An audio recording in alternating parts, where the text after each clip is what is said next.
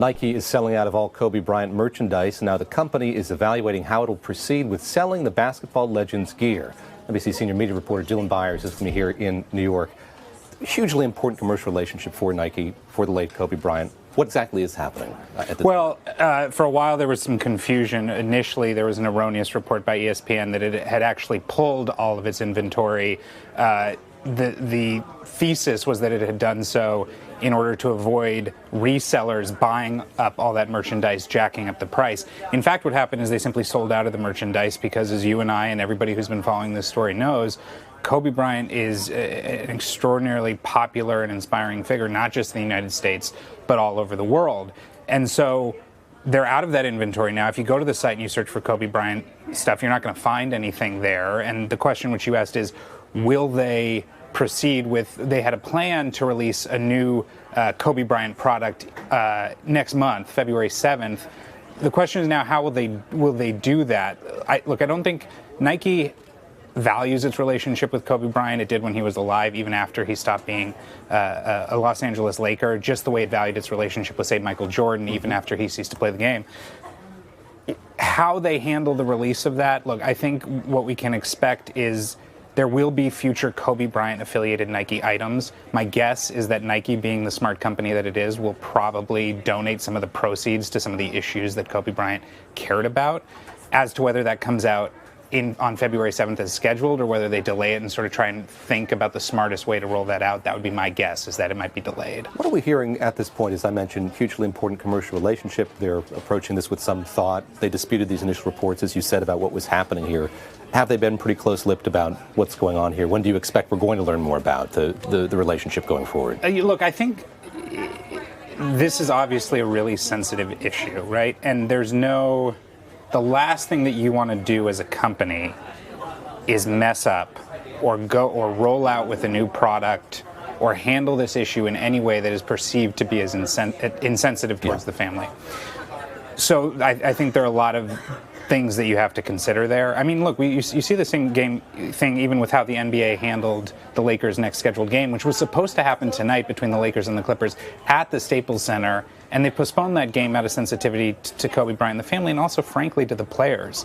I think my guess is that if Nike seems tight-lipped at the moment, it has more to do with the fact that they're sitting back and evaluating the effect that this is going to have when they do decide to come out and do something. But will they do something? Of course. There will be shoes, there will be ad campaigns.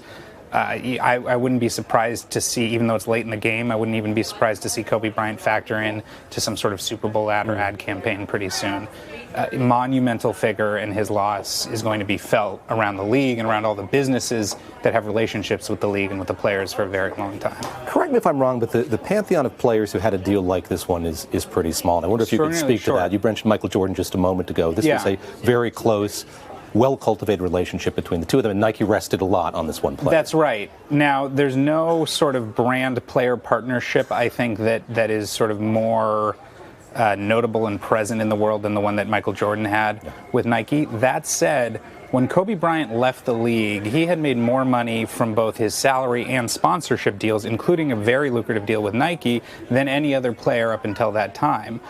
I think what's more significant to me than the sponsorships that Kobe Bryant had, and he had them with everyone. I mean, he had them with Hublot and Sprite, and the list goes on and on. More significant to me, actually, is how he became a model for using your popularity and fame as an athlete and parlaying that into a business career, which he was just at the beginning of getting started. So, he had an investment firm that started with $100 million and now has a $2 billion portfolio. He had a production company. He won an Oscar. That is something that Magic Johnson had done before him. It's something that we see players like LeBron James and Kevin Durant doing now.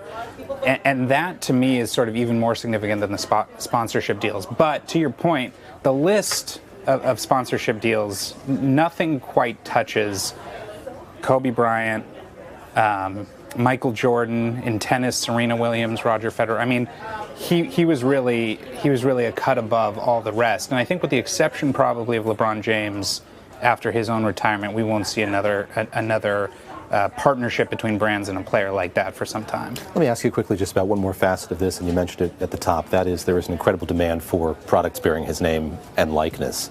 Speak to that if you would. I mean, whether the company denies it or not, there is great enthusiasm and interest in collecting that apparel, that gear. Yeah, I think that's right. And look, I'm not the first person to say it, I won't be the last, but you reach a certain level of popularity when you get to be on a one-name basis with the world, right? With the global public. I mean, you can say Kobe, and not just in LA where I'm from, where, by the way, this news really cast a pall over like the entire city. You say Kobe anywhere in the world, and I'm talking Italy, where he spent some time as a kid. I'm talking China, where he was really a pioneer in terms of sponsorships there and business deals there. It's a really, really big deal. Kobe, as a brand, connotes quality. It connotes dedication to craft. It connotes just a tireless work ethic, and it connotes success. I mean, in a big way. I mean, Kobe became the sort of thing you would say after you had nailed something. Even that just meant rolling up a piece of paper and throwing it in the trash can. You would say Kobe, and that is a level of. I mean, he is.